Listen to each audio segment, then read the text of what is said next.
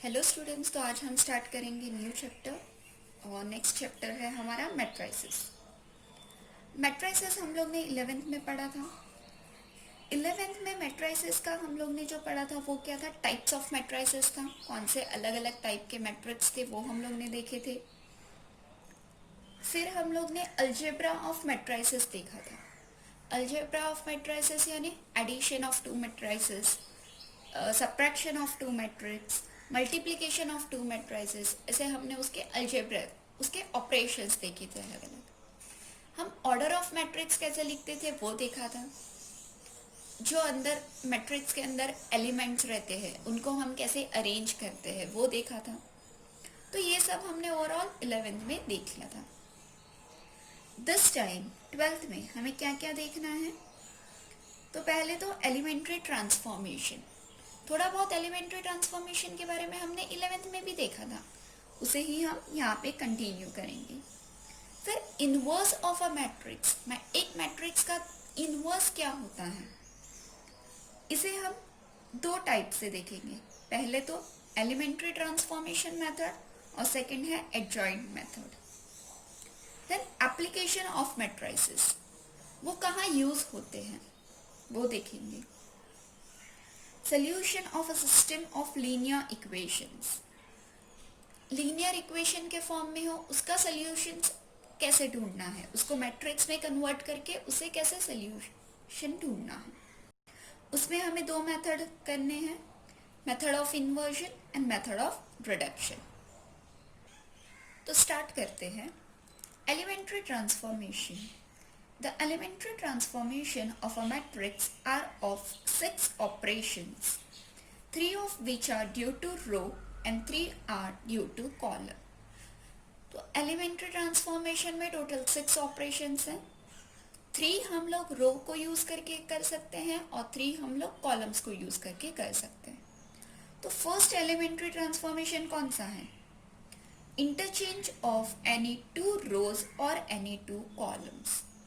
कोई भी दो रो या कोई भी दो कॉलम को हम इंटरचेंज कर सकते हैं, उसे हम डिनोट करते हैं R1 इंटरचेंज R2, या तो फिर अगर हम आई थ्रो और जे थ्रो इंटरचेंज कर रहे हो तो RI interchange RJ। It can also be written as RIJ।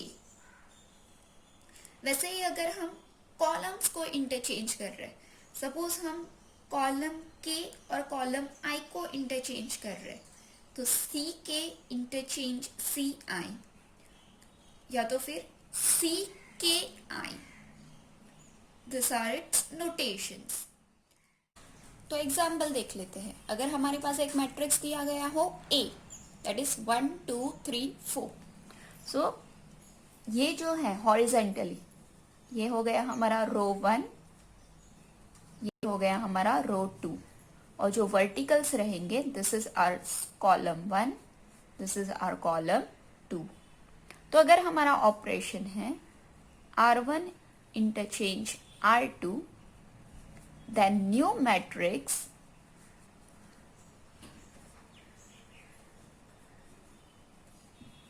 Is R1 और R2 को इंटरचेंज करना है, तो R2 को हम पहले लिखेंगे, यानी 3 4 1 2। क्लियर। अगर हमें कहा गया C1 interchange C2, column 1 interchange column 2, तो न्यू मैट्रिक्स हमें क्या मिलेगा, इस मैट्रिक्स का C1 इंटरचेंज C2 किया, न्यू मैट्रिक्स विल बी 2 4 1 3। तो ये था हमारा first elementary transformation, that is interchanging of two rows और two columns.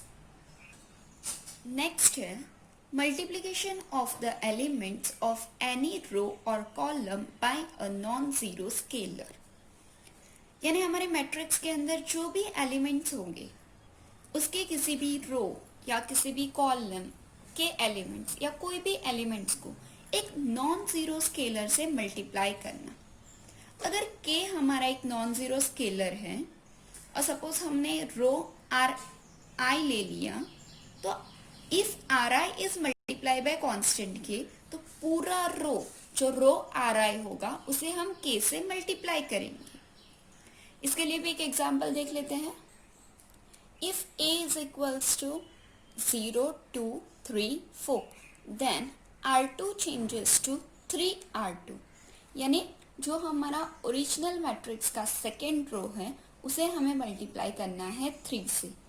Then A is equivalent to, ये इक्विवेलेंट की साइन है, 0 2, रो R1 को हमें कुछ नहीं करना है, हमें ऑपरेशन सिर्फ किसके ऊपर करना है, R2 पे। सो 3 इंटू 3 9, 3 4 12, ये है मल्टीप्लाई बाय अ कांस्टेंट। और थर्ड जो हमारा है वो क्या है, adding the scalar multiple of all element of any row और column to corresponding elements of any other row और कॉलम, यानी किसी भी रो या कॉलम के एलिमेंट्स को किसी दूसरे रो या कॉलम के एलिमेंट्स में ऐड करना। एग्जाम्पल देख लेते हैं।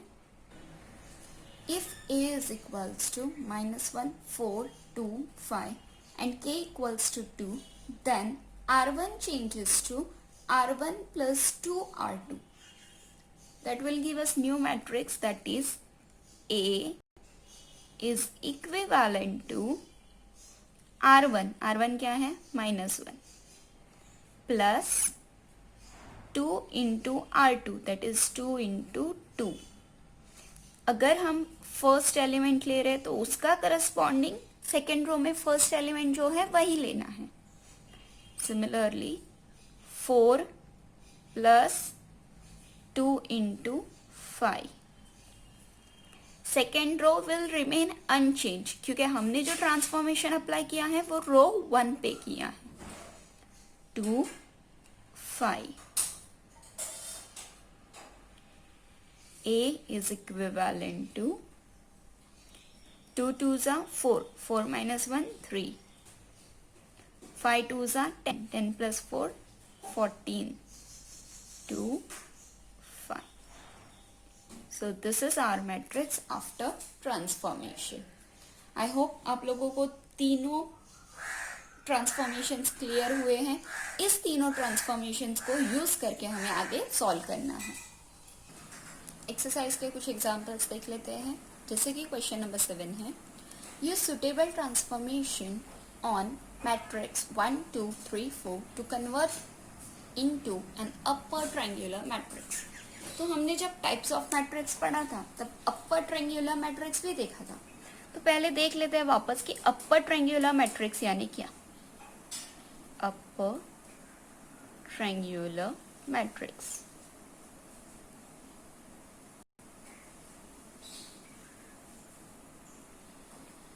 सपोज हमारा मैट्रिक्स है A11 A12 A13 sorry A21 A22, ये है हमारा मैट्रिक्स। इसका ऑर्डर है 2 क्रॉस 2।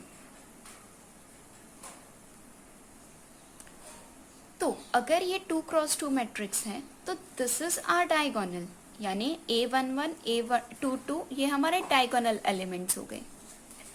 अपर ट्रायंगुलर मैट्रिक्स यानी डायगोनल के नीचे के एलिमेंट जो है वो सब के सब 0 होने चाहिए, यानी अपर ट्रायंगुलर मैट्रिक्स हमें क्या मिलेगा, A11 A12, जो A21 है वो क्या होना चाहिए, 0, A22। This is nothing but upper triangular matrix. तो अब हमें दिया गया क्या है, 1 2 3 4। तो गिवन 1 2 3 4, इसे हमें इस टाइप ऑफ मैट्रिक्स में कन्वर्ट करना है। तो इसके ऊपर हम ऑपरेशंस अप्लाई करेंगे। अब A21 यानी यहाँ पे क्या है 3, इस 3 को हमें 0 बनाना है। अब ये 3 कहाँ पे है, तो रो 2 में R2 में है, यानी R2 changes to R2 minus 3। अगर हम 3 माइनस 3 करेंगे तो ही यहाँ पे 0 होगा, तो पूरे रो को हमें 3 से माइनस करना है। Therefore, new matrix is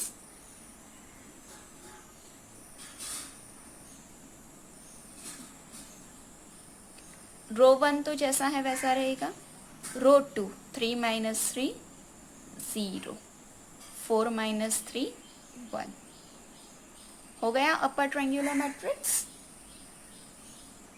next, convert 1 minus 1 2 3 into an identity matrix by row transformation. तो पहले देख लेते हैं आइडेंटिटी मैट्रिक्स यानी क्या होता है। आइडेंटिटी मैट्रिक्स जो हमारा गिवन मैट्रिक्स है उसका ऑर्डर 2 क्रॉस 2 है, तो आइडेंटिटी मैट्रिक्स भी हम 2 क्रॉस 2 में क्या रहेगा, जो डायगोनल एलिमेंट्स रहते हैं वो रहेंगे 1 और जो नॉन डायगोनल एलिमेंट्स रहते हैं वो रहेंगे 0। Diagonal elements 1, non diagonal elements are 0। इसे हम कहते हैं आइडेंटिटी मैट्रिक्स। अब हमारा गिवन मैट्रिक्स क्या है, इसे हम कुछ नाम दे देते हैं। A suppose is equals to 1 minus 1 2 3। हमें 2 और माइनस 1 को 0 कन्वर्ट करना है और 3 को 1 में कन्वर्ट करना है, तो हमें मिलेगा हमारा आइडेंटिटी मैट्रिक्स। तो पहले हम 0 कन्वर्ट करने से स्टार्ट करेंगे, 2 को 0 करेंगे। 2 को 0 करने के लिए क्या करना पड़ेगा, 2 माइनस 2। सिर्फ 2 माइनस 2 तो हम नहीं कर सकते, इसलिए पूरे रो को यानी R2 माइनस 2 करेंगे। सो R2 changes to R2 minus 2. Therefore, A is equivalent to, अब हम इक्वल टू साइन नहीं यूज करेंगे, हम साइन यूज करेंगे इक्विवेलेंट टू। फर्स्ट रो जैसा है वैसा रहेगा, 1 माइनस 1 2 माइनस 2 0 एंड 3 माइनस 2 1।